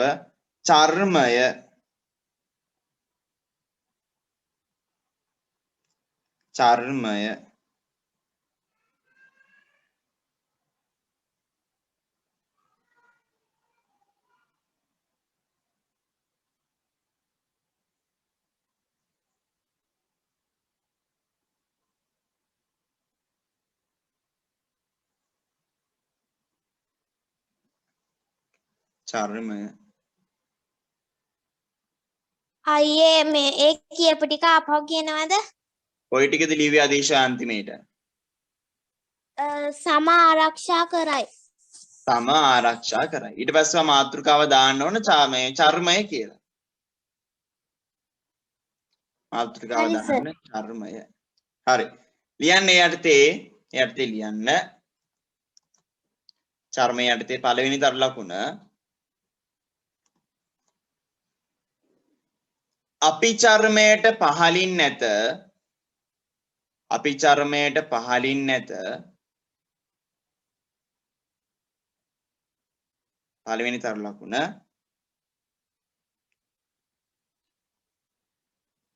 දෙවෙනි එක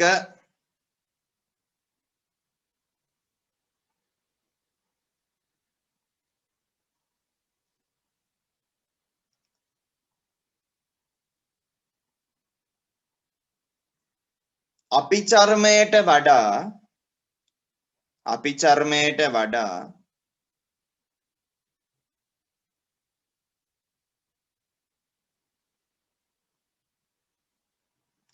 අපි චර්මයට වඩා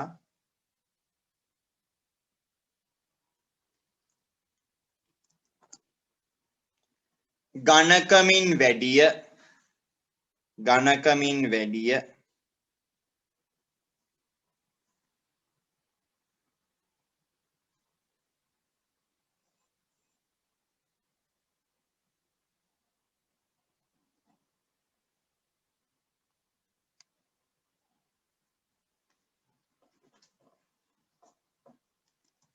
ඊළඟ තර ලකුණේ චර්මය තුල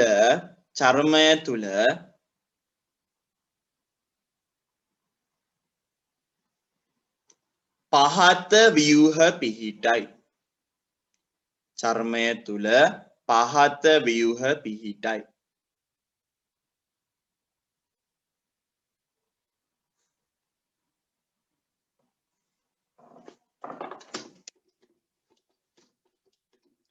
ලියන්න 1 2 3 දාලා 1 2 3 දාලා ලියන්න 1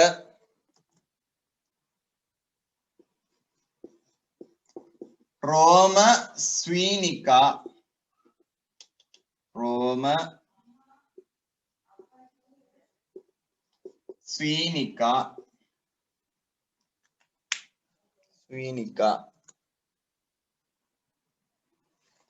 දෙක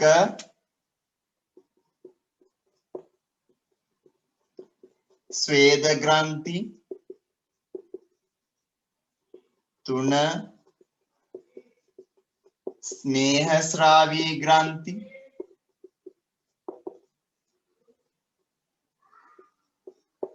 4 ස්නායුවන්ත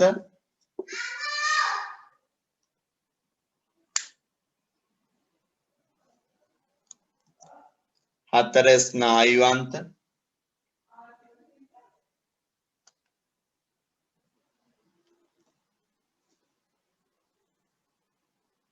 හරි 5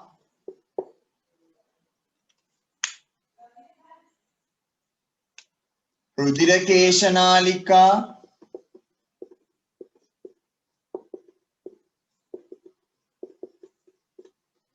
6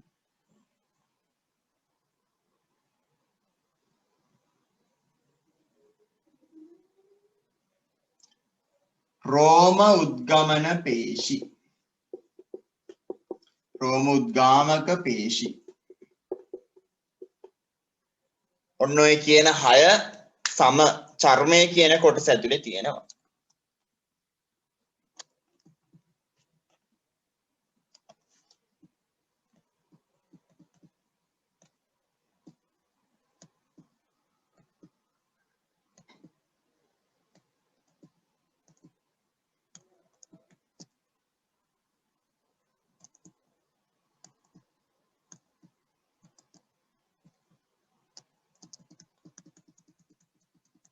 හරි චර්මය කියන එක ඇතුලේ තියෙනවා. හොඳයි. යන්න ඊළඟ තර ලකුණ දාලා ලියන්න.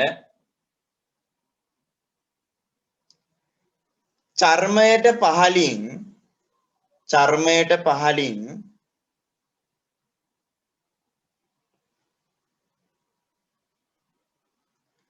අදස් චර්මය පිහිටයි. චර්මයට පහලින් මොකද්ද ඉහලින් තිබ්බ අපි චර්මයට පහලින් තියෙනවා දැන් අදස් චර්මය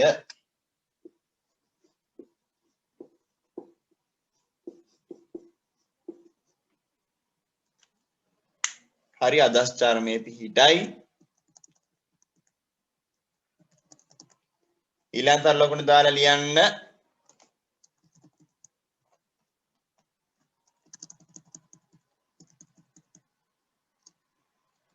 මිනිස් සිරුරේ තිබෙන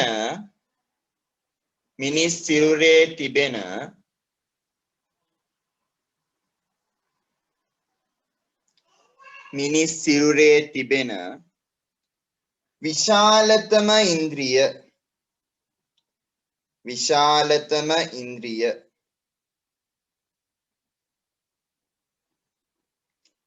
සමවේ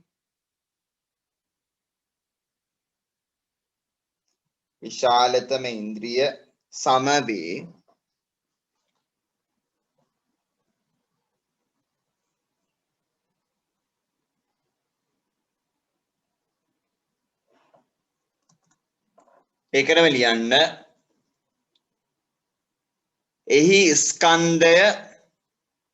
එහි ස්කන්ධය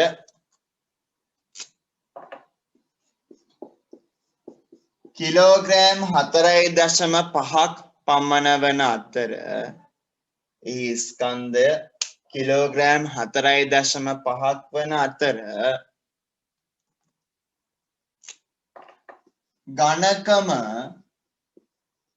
ඝනකම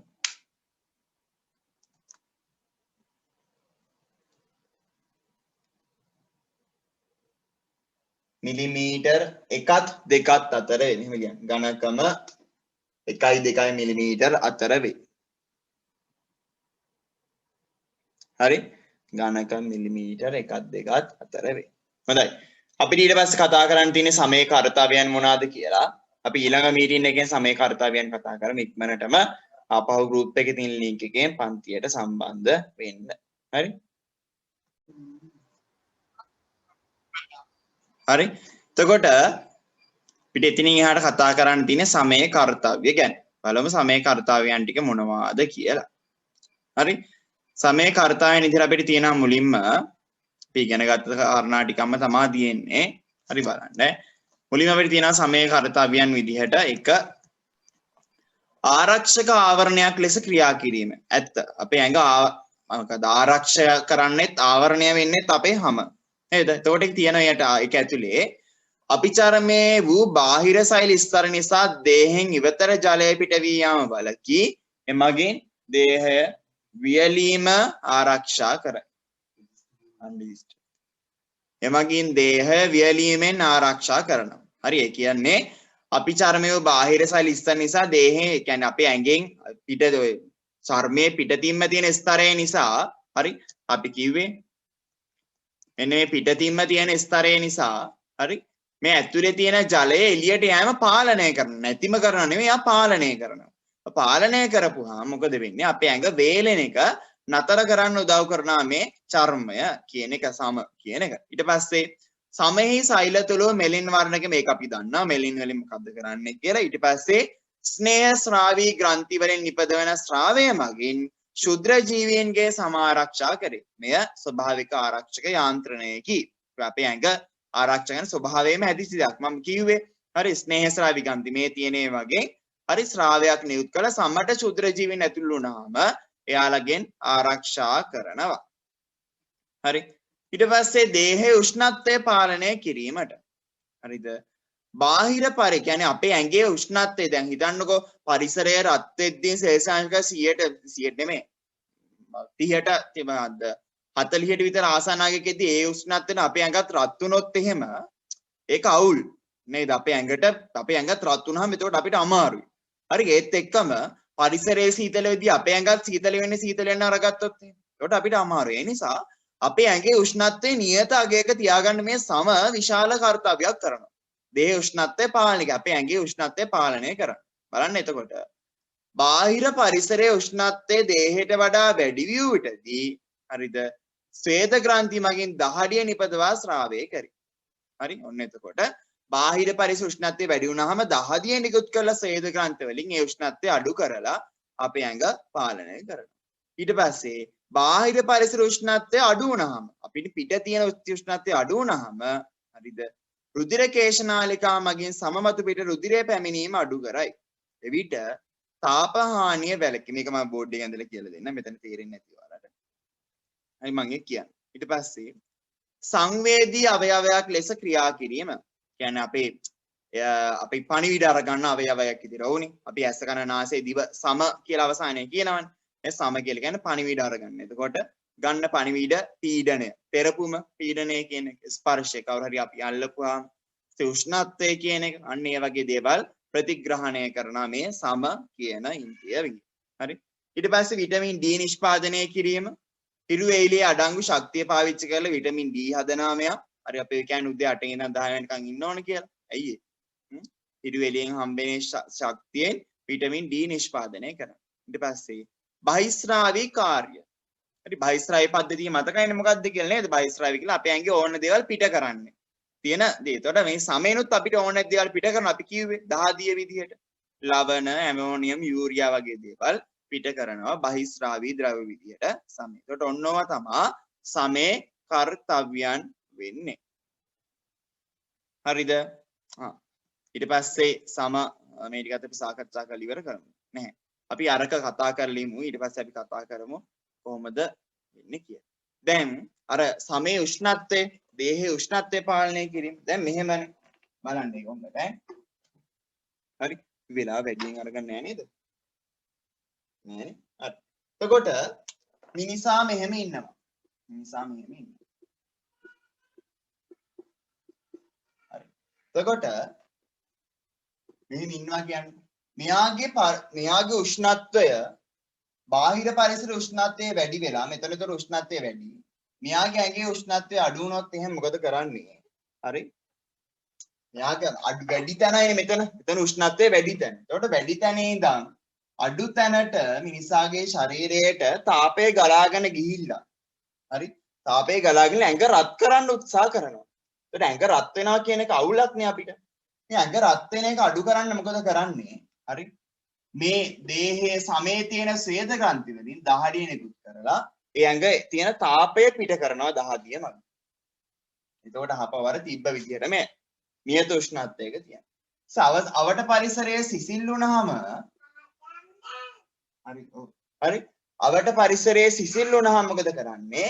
අපේ ඇඟ රස්නේ කරලා තියා ගන්න ඕනේ. ඒ කියන්නේ බාහිර පරිසරයට හරි බාහිර පරිසරයට හරිද තාපය හානිය. කියන්නේ දැන් මෙතන අපේ ඇඟ රස්නේ දැන් බාහිර පරිසරයේ සීතලයිනේ.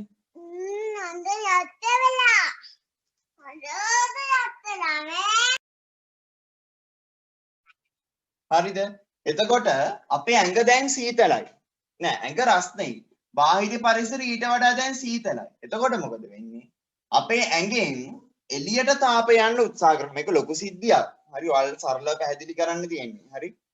අපේ ඇඟෙන් එළියට තාපය යන්න උත්සාහ කරනවා. එතකොට ඇඟෙන් එළියට තාපය යන්න උත්සාහ කරන හිතන්නකෝ දැන් අපේ ඇඟ ටිකක් රස්නේ බාහිර පරිසරයට වඩා. ඒ කියන්නේ වටපිට සීතල අපේ ඇඟ රස්නේ. එතකොට අපේ ඇඟෙන් තාපය එළියට යනවා කියලා කියන්නේ අපේ ඇඟ මොකද වෙන්නේ? සීතල වෙනවා. ටික ටික සීතල වෙනවා.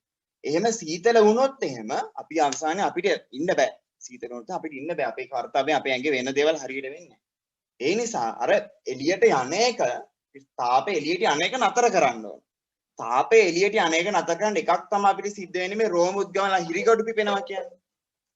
හිරිගඩු පිපෙනවා කියන එක වෙනවා ඉස්සෙල්ලා. හරි. ඊට පස්සේ හිරිගඩු පිපෙන එක වුණාට පස්සේ හරි හිරිගඩු පිපෙන එක වුණාට ඊට පස්සේ අමතරව රුධිර ගමන් කිරීම පාලනය කරනවා. මේ බාහිර හැමට පිටින් තියෙන හැමට රුධිරය එන එක නතර කරලා දෙනවා. රුධිරය එන එක නතර වුණාම දාඩිය පිට වෙන එක නතර වෙනවා. දාඩිය පිට වෙන එක නතර වෙනවා කියන්නේ එළියට තාපය නිකුත් කරන එක තාපය නිකුත් කිරීම නතර වෙනවා. හරිද? ගලාගෙන යන සිද්ධියක්. ඔයාලගේ වයසට තාම තේරුම් ගන්න අමාරුයි කියලා මම හිතනවා. හරි ඒ නිසා මතක තියාගන්න සමෙන් කරනවා එක කාර්යයක් මොකද්ද? දේහයේ උෂ්ණත්වය පාලනය කරන එක. එතකොට පරිසරයේ උෂ්ණත්වය වැඩි වුණොත් මොකද කරන්නේ සම? දහදිය නිකුත් කරලා උෂ්ණත්වය පාලනය කරනවා. අවට පරිසරයේ සීතල වුණොත් ඒ කියන්නේ අවට පරිසරයේ උෂ්ණත්වය අඩු වුණොත් එහෙම හරි දහදිය නිකුත් කිරීම අඩු කරනවා. දහදිය නිකුත් කිරීම අඩු කරනවා කියන්නේ රුධිරයේ පැමිණීම නතර කරලා දහදිය නිකුත් කිරීම අඩු කරනවා. හරි ඔන්න ඔය දේවල් වලින් දේහයේ උෂ්ණත්වය පාලනය කරලා තියාගන්නවා අපේ සම. හරිද? ලියන්න. හරි ලියන්න මාතෘකා අනුමාතෘකාවක් විදිහට සමෙහි කාර්යය සමෙහි කාර්යය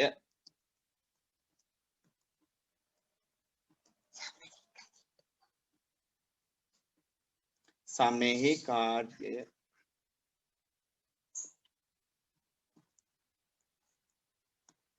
හරි ලියන්න එක ආරක්ෂක ආවරණයක් ලෙස ආරක්ෂක ආවරණයක් ලෙස ආරක්ෂක ආවරණයක් ලෙස ක්‍රියා කිරීම ආරක්ෂක ආවරණයක් ලෙස ක්‍රියා කිරීම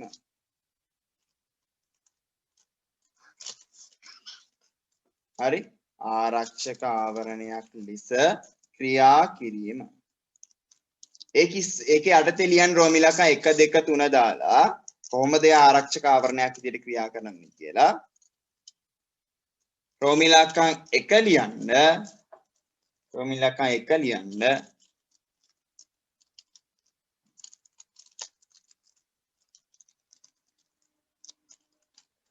ජලය පිට කිරීම පාලනයෙන් ජලය පිට කිරීම පාලනයෙන්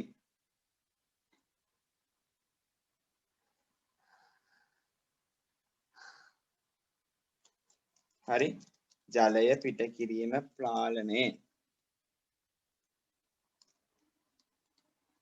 රෝම ඉලක්කම් 2 ලියන්න රෝම ඉලක්කම් 2 මෙලනින් වර්ණකය මගින් මෙලනින් වර්ණකය මගින්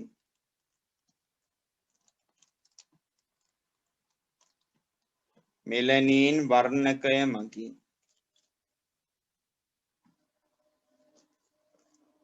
මෙලනින් වර්ණකය මගින්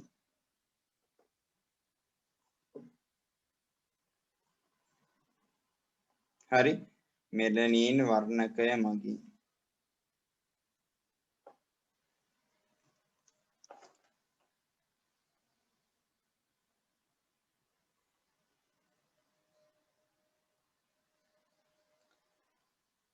ඊළඟ ලියන්න ඊළඟ එක ස්නේහස්රාවී ග්‍රන්ථිවලය ස්නේහස්රාවී ග්‍රන්ථිවල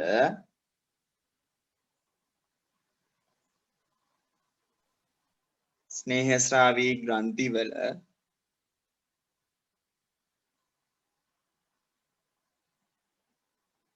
නිපදවෙන ස්‍රාවය මගින් නිපදවෙන ස්‍රාවය මගින්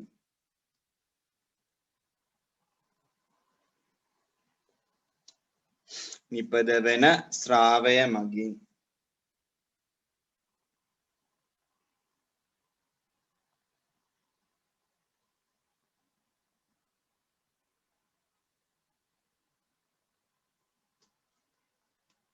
නිපදවෙන ස්‍රාවය මගින්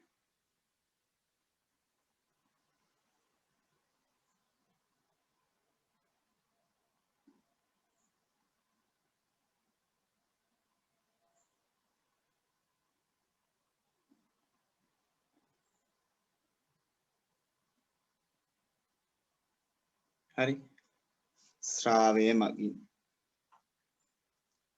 ඊළඟ ලියන්න දෙවෙනි කාර්යයගේ හරි රෝම ඉලක්කම් නෙමෙයි දැන් සමයක අර්ථවල දෙවෙනි කාර්ය දේහ උෂ්ණත්වය පාලනය දේහ උෂ්ණත්වය පාලනය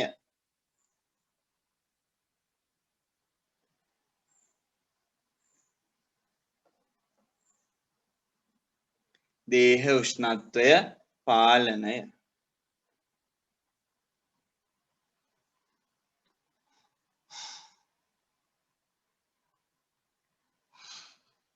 හරි දේහ උෂ්ණත්වය පාලනය ඒක යටතේ ලියන්න රෝම ඉලක්කම් 1 ඒක රෝම ඉලක්කම් 1 ලියන්න බාහිර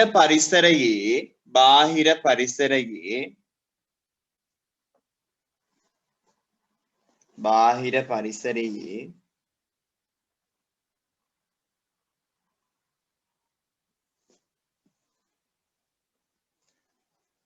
උෂ්ණත්වය වැඩි වූ විට බාහිර පරිසරයේ උෂ්ණත්වය වැඩි වූ විට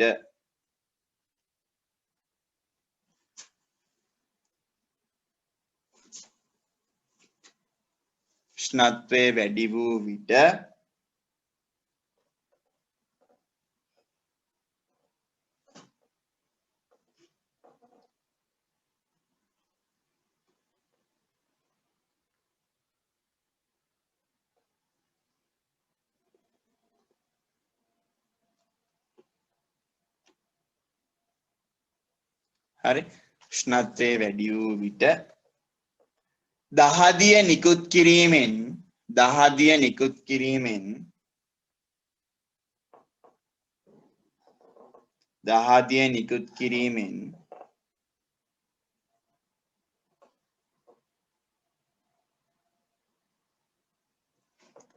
දේහ උෂ්ණත්වය පාලනය කරයි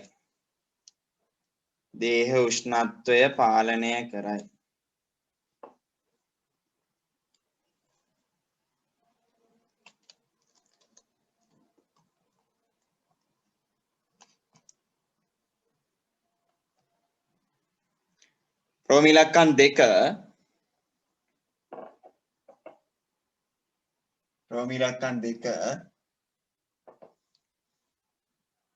හරි රෝම ඉලක්කම් 2 බාහිර පරිසරයේ උෂ්ණත්වය අඩු වූ විට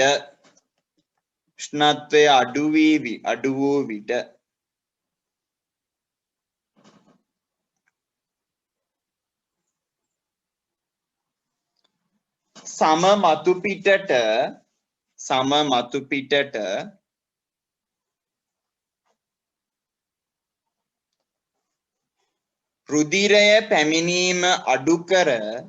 රුධිරය පැමිණීම අඩු කර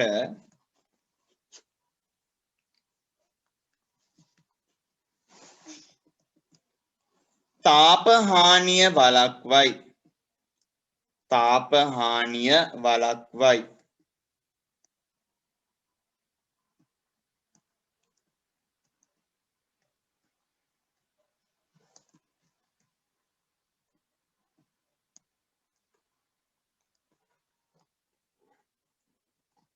හරි ඒකටම ලියන්න ඒකටම දහදිය නිපදවීමද අවම කරයි සීතලට දහදිය නිපදවන්නේ දහදිය නිපදවීමද අවම කරයි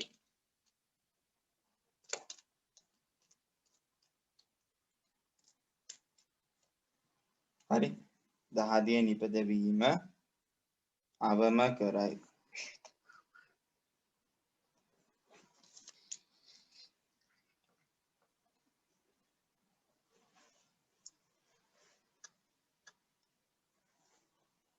හරිද ඊට පස්සේ ඊළඟ ලියන්න ඊළඟ කාර්යය හරි සංවේදී අවයවයක්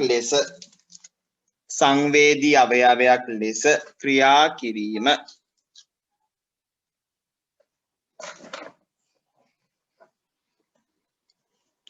හරි සංවේදී අවයවයක් ලෙස ක්‍රියා කිරීම ඒක විස්තර ලියන්නේ නැහැ ඕනේ හරි ඊළඟ කාර්යය විටමින් D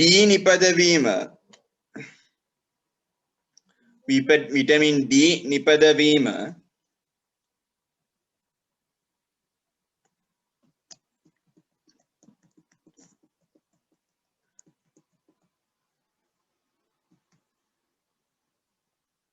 හරි විටමින් D නිපදවීම ඊළඟ එක බහිස්රාවී කාර්යයන් සිදු කිරීම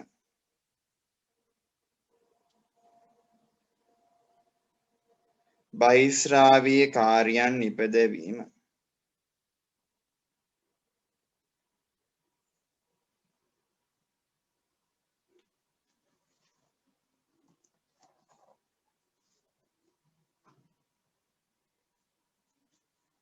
බහිස්රාවී කාර්යයන් නිපදවීම.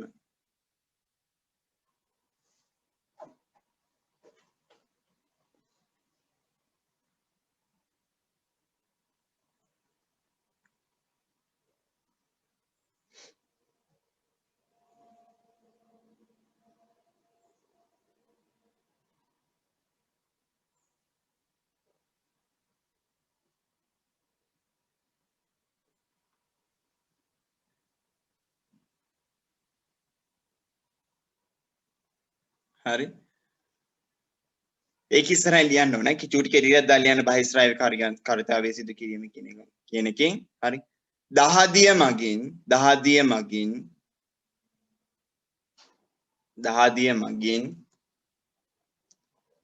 යූරියා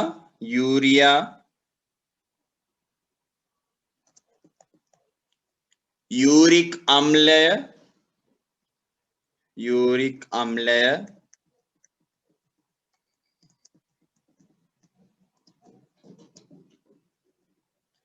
ඇමෝනියම් ලවණ ආදිය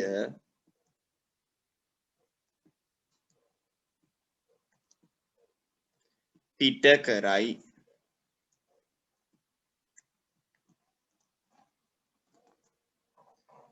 කම්මැලිනේ ගොඩාක් වෙලා දැන් ලියන්නේ නේද ඔයාලා? එක දිගට.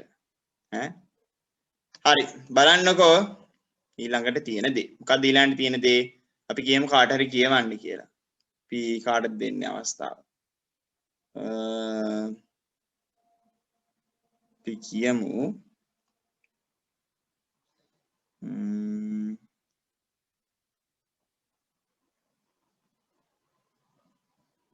නෙත්පි මදාර කියවන්න බලන්න ඊළඟට තියෙන සම ආරක්ෂා කරගන්න ඕන දේවල් ටික.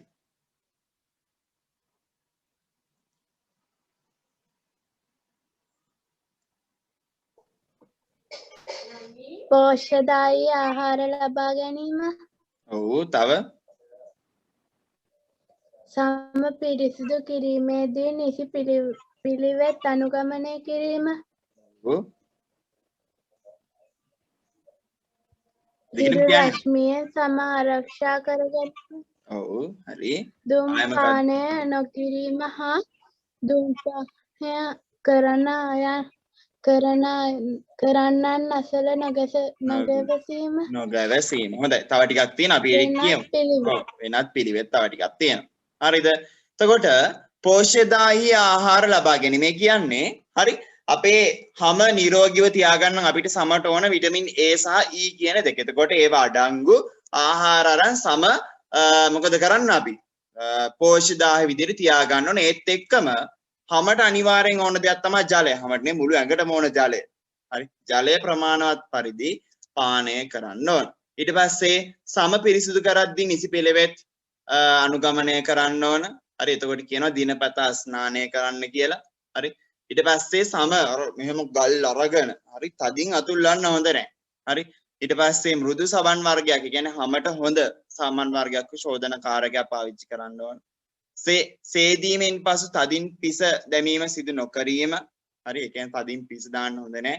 ඊට පස්සේ හිරු රශ්මී නායක ගොඩක් වැදගත් නේ. දවල් 11න් පස්සේ විතර වැටෙන හිරු කිරණ හොඳ නැහැ සමට. කාර්ජම්බුල කිරණ අඩංගු වෙනවා. එතකොට අපි ඒ වගේම වැලකෙන්න ඕන. අපිට දැන් ස්පෝර්ට් එහෙම කරන අපිට ඒ වගේ වැලකෙන්න බෑ. මොකද කරන්නේ අපි? ඇඟ වැහෙන්න අදිනවා. අර ඒකනේ දුවන තරඟ වලට එහෙම යන කට්ටිය කොච්චර රස්නවත් ජර්සියක් වගේ එකක් ඇඳන් ඉන්නේ. ඇයි? මේ ඔක්කොම වැහෙන්න ඕන. එතකොට තමයි යාළුවගේ සම ආරක්ෂා වෙන්නේ. හරි? හොඳද? ඊට පස්සේ ධූමපානය නොකිරීම සහ ධූමපානය කරන්නන් අසල නොගැවසීම. හරි. ඒ කියන්නේ ධූමපානය කරපුවහම මොකද වෙන්නේ? ඒ දුමවල තියෙන අර තාර භාගයක ගිහිල්ලා හරි මේ හැමේ තියෙන රුධිර කේශනාලිකා ඇතුලේ තැම්පත් වෙනවා. එතකොට මොකද වෙන්නේ? ඒවා හීනි වෙනවා. හීනි වුණාම හරි රුධිරය එන්නේ නැහනේ. රුධිරයේදී පෝෂණය එන්නේ නැහැ, ඔක්සිජන් එන්නේ නැහැ. ඒ වගේ දේවල් ගොඩක් වෙලා සම දුර්වල වෙන්න පටන් ගන්නවා. ඒත් එක්කම හරි ඒව තැම්පත් වුණාම අර සමේ මේ ඇදෙන ගතිය. දැන් මේ අපේ සම ගත්තාම ඇදිලා තියෙනවනේ මොකක් යම් කිසි කියන්නේ අර ලස්සනම ඇදිලා තියෙනවනේ. එහෙම ඇදිලා නැහැ. එහෙම ඇදෙන්නේ නැති එහෙම ඇකිලිලා හරි මෙහෙම හැම ඇකිලිලා අර හැකිලුණු ස්වභාවයක් අරගන්න ප්‍රත්‍යස්ථාව වැඩුවල ඔය දුම්පානය කිරීමදී කරපුවාම හරිද ඊට පස්සේ වෙනත් පිළිවෙත් ඉදිරියට දෙනවා කපුරෙදි වලින් ඇඳුම් අඳින්නලු ඊට පස්සේ වෙන කට්ටියත් එක්ක ඇඳුම් හුවමාරු කරන එක චිට්ටක් අඩු කරන්න ඕනේ. ඇයි ඒ? සමහරක් අයට සමේ රෝග තියෙනවා. ඒකට ඒ වගේ රෝග තිබ්බහම අපිට ඒවා වැළඳෙන්න පුළුවන්. හරි ඊට පස්සේ කුරුලෑ ඉන්නන් වනි රෝග වලට ප්‍රතිකාර ගන්න කියලා කියනවා. ඊට පස්සේ හොඳම දේ තමයි හොඳ මානසිකත්වයක් තියාගන්න ඕන. ඔන්න ඔය කියන දේවල් අපි අනුගමනය කරොත් සම මොකද නිරෝගීව තියාගන්න පුළුවන්. හරි එතකොට ඒ ටිකත් ඔයාලා සටහන් කරන්න ඕන ඔයාලගේ පොතේ. හරිද? මාතෘකාව දාගන්නකො මෙන්න මෙහෙම. මම ඒ ටික දැන් ලියන්නේ නෑ. දැන් ලියුවොත් ඔයාලට මම දාන්නම් ගොඩාක් කම්මැලිකම ඇත්තේ දැන් නේ. හරි. මාතෘකාව දාගන්න ඔයාලා මෙහෙම. හරි. සම නිරෝගීව තබා ගැනීමට